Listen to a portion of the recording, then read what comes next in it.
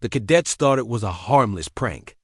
They tied a young female soldier to a tree on the training field, expecting her to panic and beg for release. They believed she was weak.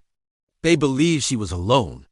None of them imagined that 47 seconds later, a military helicopter would descend, carrying the one man they should never have provoked. He was her husband, and he was the last person on earth they wanted to anger. What city are you watching from today? If this story resonated with you, hit subscribe for more real stories about extraordinary people. Her name was Lieutenant Mara Keene, a disciplined and focused soldier who had arrived at the Academy for Advanced Field Leadership Training. She was calm, quiet, and observant, the type who spoke only when necessary. Most cadets respected her. A few envied her, and some resented the fact that she had outscored them during the first week of assessments. The resentment grew in the shadows. A small group of cadets convinced themselves she needed to be humbled. They misread her restraint as weakness. They assumed that because she did not fight for attention, she had nothing worth respecting. Mara spent her free hours reviewing maps under the shade of the old oak tree that marked the edge of the lower training field. It was peaceful there, away from the noise of competitive cadets. She had no idea that this quiet habit would make her the target of a cruel stunt. One afternoon, the group approached her with friendly smiles. They claimed they needed help with navigation drills. When she agreed, they guided her deeper into the field. She did not expect betrayal, yet in an instant they threw a rope around her arms and secured her against a tree. They laughed and told her to relax, calling it a simple joke. Mara remained still. She asked them to untie her. They brushed off her request and walked away. They believed she had no one to defend her. They were wrong. Mara focused on her breathing. She knew panic would not help her. She had trained under conditions far harsher than an oak tree in the afternoon shade.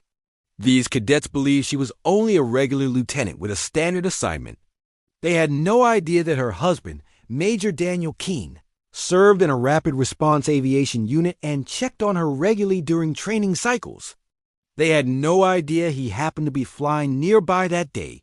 She tested the ropes with controlled movements. The knots were tight, but not expertly tied. She could escape if given enough time. But time was not on her side. The cadets had decided to sit on a ridge and watch from a distance, waiting to see how long she would struggle.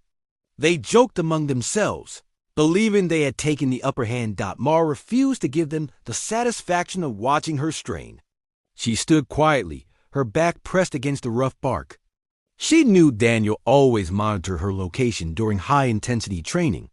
He worried about her safety, not because he doubted her strength, but because he had lost friends during missions that carried no warnings. Above the field, Daniel's aircraft completed its daily check route. His co-pilot mentioned movement below. Daniel adjusted his view, noticing a figure bound to the oak tree. He recognized the posture instantly. His heart tightened, but his voice stayed calm as he informed his team. He directed the helicopter toward the field without hesitation. On the ridge, the cadets leaned forward when they noticed the aircraft approaching. They thought it was a routine patrol. They had no idea it was heading directly for them. Mara kept her eyes forward. She felt the wind change as the aircraft descended, but she remained steady. She knew Daniel would come for her, not out of drama or anger, but out of fierce loyalty. The helicopter touched down on the lower field with the humiliates, authority of a leader arriving unannounced. Daniel stepped out wearing the uniform of a seasoned officer with a presence that demanded respect. His eyes found Mara immediately. The cadets stiffened. Reality crashed down on them. They had not tied up an ordinary lieutenant. They had tied up the wife of a major who outranked every one of them by a wide margin. Worse, they had humiliated a soldier who had trained harder and endured more than they could understand. Daniel walked straight to Mara and untied the rope. He asked if she was hurt. She answered that she was fine. He studied her face for confirmation. Only when he saw she was truly unharmed did he turn his attention to the cadets. He did not shout. He did not threaten. His silence cut deeper than anger could. He simply asked for the names of those responsible. The cadets tried to deny involvement, but their nervous glances gave them away. Daniel ordered them to stand at attention. His tone left no room for argument. Mara stepped forward and addressed the group. She explained that strength is not proven by humiliating others. She told them leadership is earned through discipline, not cruelty. The cadets stood frozen as her words settled heavily on their pride. Daniel informed them that a full report would be filed. Their actions would have consequences. The cadets felt their ambitions tremble under the weight of their choices.